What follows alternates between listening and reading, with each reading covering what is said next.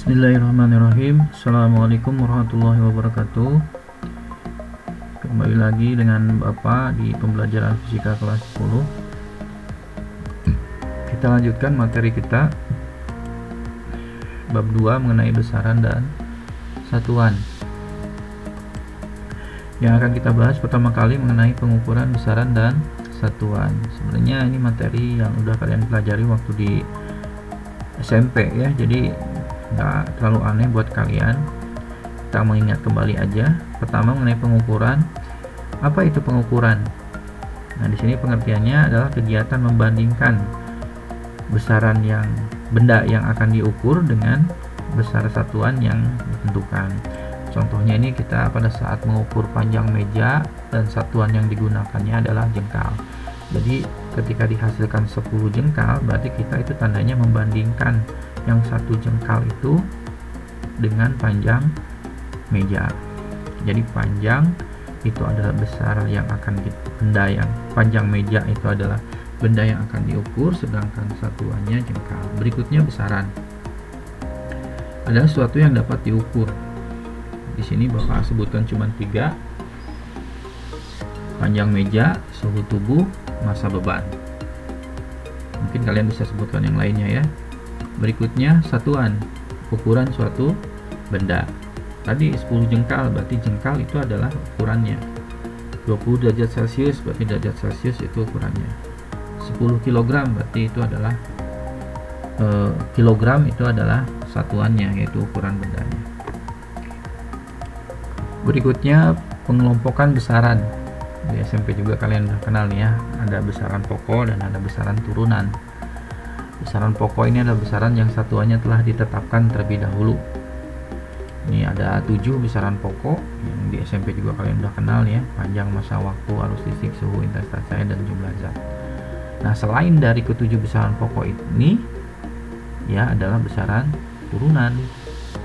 Makanya besaran turunan itu turunan dari besaran pokok. Disebut turunan karena terdiri dari beberapa besaran pokok. Contoh besaran turunan yaitu energi, daya, luas, volume, tekanan, berat, dan seterusnya ya. Nah, perbedaan besaran pokok dengan besaran turunan ini bisa kalian nanti lihat di materi berikutnya mengenai dimensi. Nah, di dimensi ini kita bisa menurunkan dari besaran turunan itu ternyata terdiri dari beberapa besaran pokok. 7 besaran pokok ini karena tadi disebutkan sebagai besaran yang sudah ditentukan terlebih dahulu, contohnya panjang dimensinya L dan seterusnya nih ya, massa dimensinya M, waktu dimensinya T. Kita langsung aja ke contohnya kayak gimana sih dimensi itu. Ini Bapak tampilkan kembali tabelnya. Contoh misalnya nih dimensi dari luas. Kita ketahui luas itu kan satuannya meter persegi.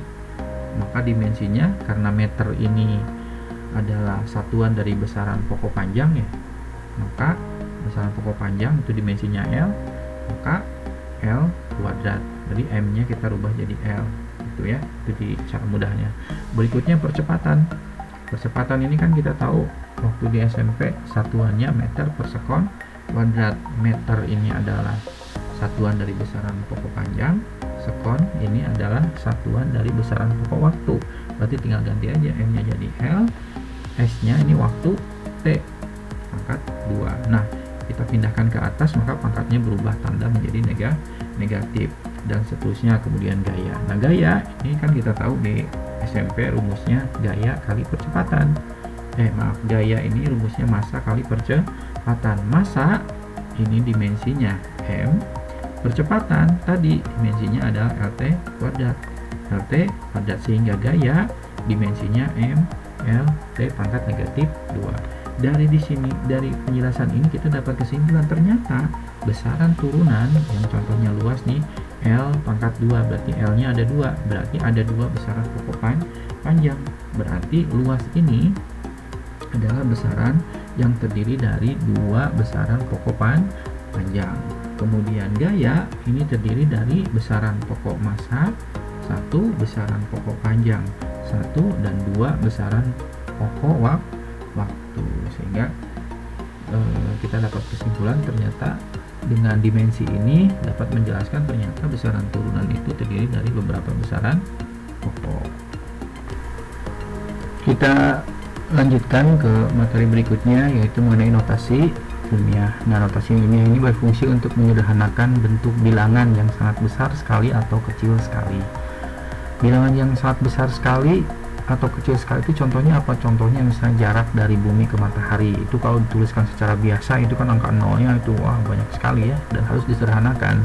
Demikian juga yang kecil sekali di fisika, misalnya yang kecil sekali itu jari-jari atom itu kan 0,0000 sekian. Kalau dituliskan seperti biasa itu sangat panjang sekali ya, sehingga dirubah dalam bentuk penyederhanaannya notasi ilmiah, yaitu dalam bentuk A kali 10 pangkat N, dengan syarat nih A nya itu suatu bilangan yang lebih dari 1 tapi kurang dari 10, dan sedangkan N nya yaitu bisa bernilai positif, bisa bernilai negatif.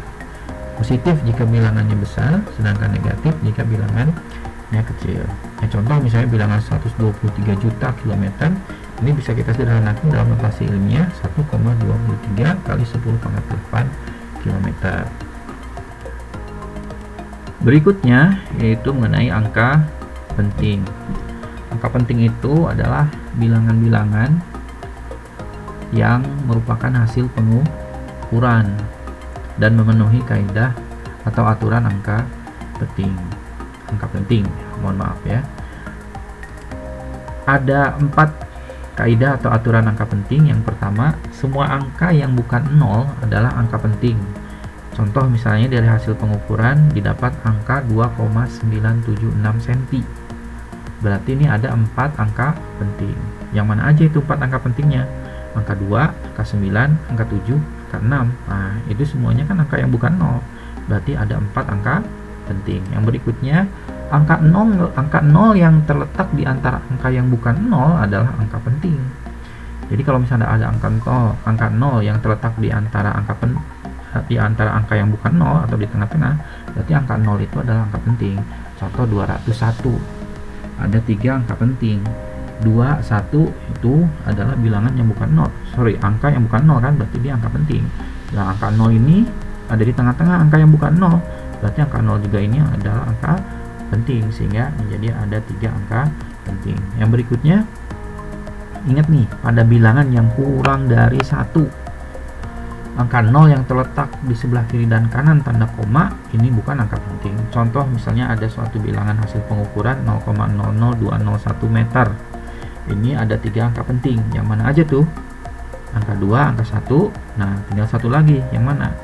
Yaitu angka 0 yang terletak di antara angka yang bukan 0 tuh. Berarti ada 3.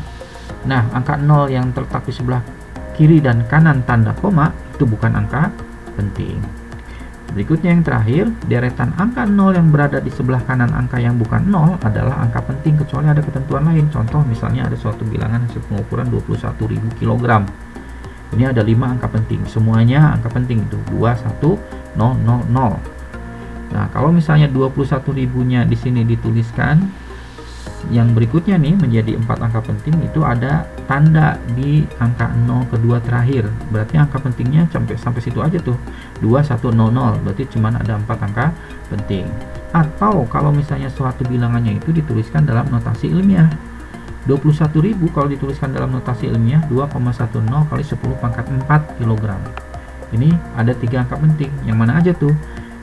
10 pangkat 4 itu tidak dihitung menjadi angka penting. Yang dihitungnya yang bagian depannya aja itu 2,10. Nah, berarti ini ada 3 angka penting. Angka 2, angka 1 ini angka penting, dan ini angka 0 karena berada di sebelah kanan angka yang bukan 0, ini adalah angka penting angka 0. Berarti 3 angka penting.